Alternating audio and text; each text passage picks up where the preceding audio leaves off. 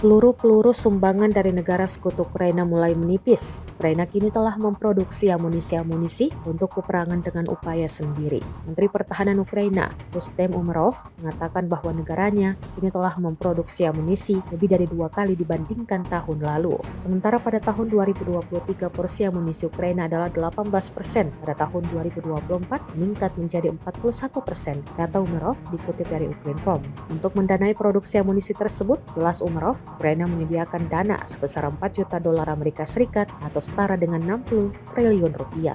Sebagai bukti, Umerov mengatakan pertempuran di Kharkiv dalam beberapa waktu belakangan dimenangkan oleh Kiev dengan senjata buatan Ukraina.